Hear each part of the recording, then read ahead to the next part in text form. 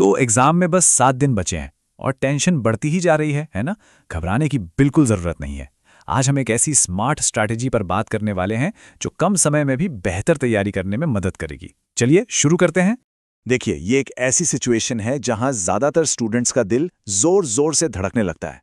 और ऐसा लगना तो बिल्कुल नॉर्मल है कि समय बस रेत की तरह हाथ से निकलता जा रहा है। पर घबराने के बजाय अगर हम इस सिचुएशन को एक चैलेंज की तरह देखें तो कैसा रहेगा? जी हाँ, और बस यहीं पर हमें अपना पूरा नजरिया बदलना है। अब घंटों तक बस किताबें लेकर बैठे रहने का टाइम नहीं है। अब वक्त है थोड़ा होशियारी से, थोड़ा स्मार्टली काम करने का। अब हार्ड वर्क नहीं, स्मार्ट वर्क का टाइम है। तो इस स्मार्ट स्ट्रैटेजी का जो सबसे पहला और सबसे ज़रूरी स्टेप है वो है ये तय करना कि अपनी एनर्जी लगानी कहाँ है। सब कुछ पढ़ने की कोशिश में हम अक्सर ज़रूरी चीज़ें भी छोड़ देते हैं। इसके बजाय हमें उन टॉपिक्स को पहचानना होगा जो सच में सबसे ज़्यादा मायने रखते हैं। और इसका एक बहुत ही सीधा साधा तरीका है। सबसे पहले सिलेबस देखिए। इससे पता चलेगा कि पढ़ना क्या क्या है। लेकिन असली खजाना वो तो पिछले सालों के पेपर्स में छुपा है। आप जैसे ही 3 से 5 साल के पेपर देखेंगे ना, आपको एक पैटर्न साफ साफ दिखने लगेगा कि कुछ टॉपिक्स हैं जो बार बार पूछे जा रहे हैं। बस यही हमारे टारगेट हैं। और बस इतनी सी ही मेहनत से पूरी पिक्चर क्लियर हो जाती है। आपको एकदम साफ पता चल जाता है कि भाई एग्जाम के ज्यादातर नंबर कहाँ से आने वाले हैं। और यही वो हिस्सा है जिस पर हमें अपना सारा का सारा ध्यान लगा देना है। अब जरा इस पर नजर डालिए। ये एक बहुत ही कमाल का लेकिन सच का सिद्धांत है जिसे 80-20 रूल कहते हैं।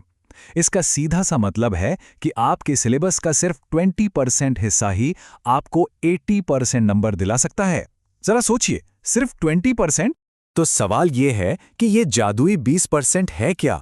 ये हैं इंपॉर्टेंट डेफिनेशंस, फॉर्मूले, डायग्राम्स और हाँ, वो सवाल जो बार बार पेपर्स में रिपीट होते हैं। हमारा काम पूरे सिलेबस के समंदर में गोता लगाना नहीं है, बल्कि इन कीमती मोतियों को चुनकर निकालना है। ठीक है, तो अब हमें ये तो पता चल गया कि क्या पढ़ना है, लेकिन असली सवाल तो अब आता है कि इसे इतने कम समय में असरदार तरीके से कैसे पढ़ें। यहीं पर काम आती है हमारी स्मार्ट स्टडी टेक्निक्स। ये एक बहुत ही पावरफुल तकनीक है। इसे ध्यान से समझिए। पहले 20 मिनट फुल फोकस से पढ़िए।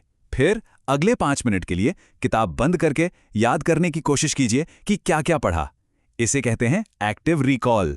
और आखिर में जो भी जरूरी पॉइंट्स याद आएं उन्हें फटाफट लिख लीजिए। यह साइकिल आपके दिमाग में उस जानकारी को एकदम लॉक कर देता है। और जानते हैं इस तकनीक का सबसे बड़ा फायदा क्या है? ये जानकारी को सिर्फ शॉर्ट टर्म मेमोरी में नहीं रखती, बल्कि उसे सीधा लॉन्ग टर्म मेमोरी में पहुंचा देती है। मतलब एग्जाम के दिन आपको सब कुछ क्रिस्टल क्लियर याद रहेगा। अब बात करते हैं फोकस बनाए रखने की। देखिए, घंटों तक लगातार पढ़ने से ना हमारा दिमाग थक जाता है और फिर कुछ भी नया सीखना बंद कर देता है। स्मार्ट तरीका क्या है?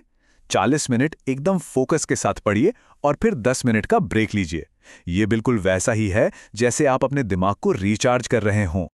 और जब आप इस 40-10 वाले साइकिल को 3 से 4 बार दोहराते हैं ना, तो इसका असर सच में कमाल का होता है। आपकी पढ़ाई करने की जो क्षमता है वो लगभग डबल हो सकती है। क्यों? क्योंकि हर ब्रेक के बाद आपका दिमाग एकदम फ्रेश होकर काम करने के लिए तैयार होता है। तो सही टेक्निक्स तो अब हमारे पास हैं, लेकिन उन्हें इस्तेमाल करने के लिए एक सही माइंडसेट और एक मजबूत मेमोरी भी तो चाहिए, है ना? तो चलिए देखते हैं कि हम अपने मेंटल स्ट्रेंथ को कैसे बढ़ा सकते हैं। यहाँ एक मुश्किल लेकिन बहुत ज़रूरी फैसला लेना होगा। जो चैप्टर आपको बिल्कुल भी नहीं आते, उन्हें एकदम नए सिरे से शुरू करने का यह सही वक्त नहीं है। इसके बजाय अपनी पूरी ताकत उन टॉपिक्स पर लगाइए जो आपको थोड़े बहुत आते हैं या जो ज़्यादा स्कोरिंग हैं। याद रखिए, हमें परफेक्शन नहीं, प्रोग्रेस चाहिए। इस एक बात को हमेशा याद रखिए, एग्जाम में नंबर सिर्फ ज्ञान से नहीं, बल्कि कॉन्फिडेंस से भी मिलते हैं। इसलिए अपनी ताकत पर खेलिए। जो आपको आता है ना, उसे इतना पक्का कर लीजिए कि उसमें कोई एक भी नंबर ना काट सके। और ये रहा मेमोरी को बूस्ट करने का एक बेहतरीन नुस्खा। रात को सोने से ठीक पहले कोई नया टॉपिक पढ़िए। होता क्या है कि जब हम सो रहे होते हैं तो हमारा दिमाग उस जानकारी को सही जगह पर स्टोर कर रहा होता है, बिल्कुल एक लाइब्रेरियन की तरह। और सुबह उठकर बस 15 मिनट का एक क्विक रिवीजन उसे हमेशा के लिए पक्का कर देगा। चलिए, तो अब हम अपनी तैयारी के बिल्कुल आखिरी पड़ाव पर हैं।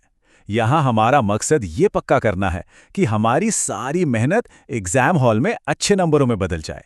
ये हमारी फिनिशिंग लाइन है।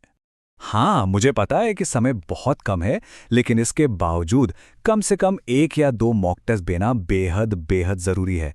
इसे आप स्किप नहीं कर सकते। ये आपकी तैयारी का सबसे ज़रूरी हिस्सा है। लेकिन क्यों? क्योंकि ये हम सब ने महसूस किया है। तैयारी तो अच्छी होती है, लेकिन लिखने की स्पीड कम होने की वजह से पेपर ही छूट जाता है। मॉक टेस्ट आपको असली एग्जाम के माहौल की प्रैक्टिस कराता है, जिससे आपकी स्पीड और स्टैमिना दोनों बढ़ते हैं। तो इस पूरी स्ट्रैटेजी को देखने के बाद अब सवाल ये नहीं है कि समय कितना कम बचा है। असली सवाल ये है कि इस स्मार्ट अप्रोच के साथ आपकी सबसे बड़ी ताकत क्या बनने वाली है। आपका बढ़ा हुआ आत्मविश्वास, आपकी ये सॉलिड स्ट्रैटेजी, या फिर आपका कभी ना टूटने वाला फोकस।